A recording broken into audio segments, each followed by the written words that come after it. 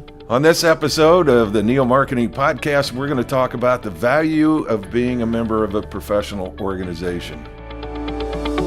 Welcome to the weekly Neo Marketing Podcast, featuring one half of the Golden Group C-Suite, Kyle Golding and Chris Pritchard, APR PRSA Fellow. Kyle, how are you today? Fantastic. Good to see you. Well, better to be seen than viewed, I always say. Exactly. So a week ago today, Joe Troncal, the CEO, and Tony D'Angelo, the chair of PRSA, were in town as part of a listening tour that they're doing. Good to have them in Oklahoma City. It was wonderful. I was so pleased to get him here. Brenda Jones of Jones PR said she's been trying to get him here for 3 years, but we finally broke the code and had an excellent visit with some agencies to find out why we don't have more communications folks as members of PRSA. Good question. And it caused me to stop and think about the value of being a member of a professional organization. Sure. I've been a Public Relations Student Society of America advisor for 16 years now, so I'm very familiar with that pre-professional organization, the value, the scholarships, the education, the leadership opportunities in particular. The networking opportunities. Networking, absolutely. Right. For the student, that's a great deal, and I think it's about the only, AMA may have some student chapters right. At some campuses. Well, AAF does. And AAF, yeah. Okay. I did AAF when I was in college way back, in the 90s. Back in the Stone Age. That was my first exposure to professional organization was AAF. We did the AAF competition. When I did get into marketing after my time in the music business, Ad Club was the first place I went to figure out who was doing what and who was connected to who. And all those advantages I've seen for the students, I think translate very well to the professional. Especially young professionals. Yes. And now PRSA has a new pros section. Right. And so less than 5 years in the industry, that helps you kind of get grounded in the market, a network of people that you can have conversations with or conversations if you want to put them on the record. That, I think, has been a great advancement in PRSA in providing benefit to the professional. And it also has to come from the top down, right? So we need our CEOs, we need our directors of marketing, we need people at the top end of marketing, advertising, PR, communications, internal and external. We need our leaders to let those folks who are coming up in their organization, their new hires, their interns, etc., know that these organizations exist, they have the young professionals components, and that they'll do well in their career and thus their career working in that entity by being a member and meeting people and expanding themselves. Well, and then the offerings, at least, certainly in PRSA, and I've seen it in AAF and AMA, the offerings suit all levels of professional, from the young professional, the new pros we're talking about, to the mid-professional. In PRSA, it's accreditation in public relations.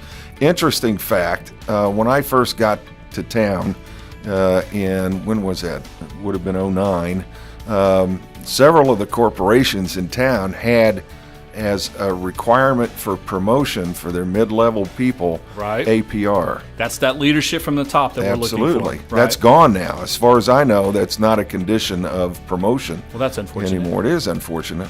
We'll figure out why that is. But it's professional organizations and being around your peers and being open to new ideas and conversations and guest speakers, etc. It doesn't just stop at the communication industry. No. There's all types of industries that benefit from it. I know there's a sales organization or a couple of professional salespeople here in Oklahoma City. We're members of the Oklahoma Venture Forum, which is another professional organization of CEOs and decision makers. There's a lot of ways that everyone in your organization, from the very top person down to the intern, can be engaging in people in their community, as in the people that do the same type of work they do, and they can be helping each other peer-to-peer and learning and doing professional development for themselves and for their company. Well, and I'm so glad that you invited me to that first OVF, Oklahoma Venture Forum luncheon, because it opened my eyes to a side of the business world that I don't normally get a chance to operate in, and it's been very beneficial for me professionally and personally. Well, we obviously understand the benefit of these organizations. We've had every one of the communication groups on the Deal Marketing Podcast. Darn right. Ad Club, PRSA, IABC, and AMA. And then we are going to be doing a collaborative podcast for the Oklahoma Venture Forum starting this fall. Yep. So these groups are very important. We invest our time, our money in it. So, folks, we're not just telling you this to tell you this. We are members of these organizations currently and have been for a long time. We support them moving forward. We sponsor their events and things. And so, seriously, looking to a professional organization in your town, in your community, in your field and line of work that you can go to, and you can show up. You don't have to be a member to show up to most of their monthly meetings. They want you to find out what it's all about, get your feet wet, see who's there, see who you might meet, and then become a member, or at least engage in that type of opportunity to expand yourself as a professional. Absolutely. And not to overdo it, but the networking piece of that is really, really important. In most towns, it's what you know, but it's who you know as well. Exactly. And this is, again, to get in the room with people who do what you do. And here's where people make a mistake. You guys do not make this amateur mistake. Do not think that being in a room with the same people that do what you do, or maybe even are further ahead in their career than you, is somehow they're not your competition. They're your peers. You're all working together on this. They're not taking jobs from you, not taking opportunities from you.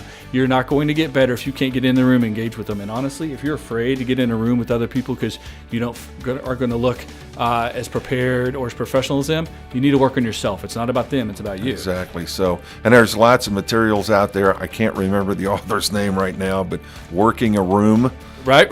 We've talked about that book. We've talked about that book in the past. I mean, there's lots of self-help books out there to help you overcome that intimidation factor. Folks, you have to push yourself. If you're going to become the best at what you do, if you're going to become the CEO of the company, if you're going to become the number one superstar in any industry, you have to push yourself. And being around other professionals, learning from them, and not being afraid of being outshined or anything of that nature is how you begin to push yourself. I've got students graduating. They graduated last Saturday. There you go. Right after Joe and Tony were here.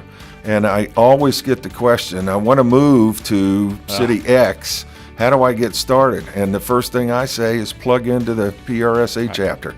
Get into the organizations. I say visit there, go to a meeting of a PRSA, AMA, or someone like that. See who's around in the industry. Talk to those people about expectations, about the job opportunities, about how much money they're making. Right. It's kind of rude to ask people how much money they make, but get an idea as to how their city stacks up to the city you're currently living in, the city where you went to university, etc. Use your own research. I'd rather spend a couple $100 on a plane ticket to go to a PRSA or an IABC meeting in another city and find out more about that city before I moved. Right.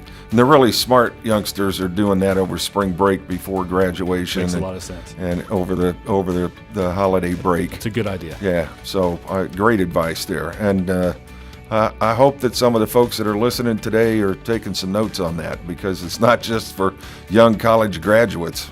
It's for everybody. It's also excellent for people older, changing careers. Yeah, absolutely. If you've been in career one and you're moving to career two, the first thing you need to do is get into a professional organization in that career, establish yourself, learn from the peers. You got a lot of catching up to do. Yep. That's a great way to do it. So not just young people, but people mid-level in their career, people changing careers, and then the CEO, the C-suite, we need to be there too, because we need to be connected. This is how we find our next superstar employee, people who are coming up in the ranks, the people who are really making things happen, because we need new energy, new blood, new ideas all the time too, in order to keep our top-level organizations moving forward, because this industry changes every day. Absolutely. And it's an awful lot like the states are debating now in terms of education funding. If you're not supporting the folks that are working for you in professional development, they're never going to get better. And as you say, you're never going to see that next superstar, except maybe by luck. You can't wait to find out who wins, young PR professional of the year, because you're not the only person going after them at that point. So you need to find some diamonds in the rough, cultivate along the way, develop your people along the way, and make everyone better at the end of the day. I think one of the top 5 things that a leader can do. There you go, folks. So if you're curious about professional organizations in your town and the industry you're in, Google is your friend. Yeah, absolutely. Well, that's it for this episode. Stick around if you've got comments, and we would invite your comments. The information's at the bottom of the screen if you're watching this on video. We hope to hear from you. In the meantime, ciao. Good luck.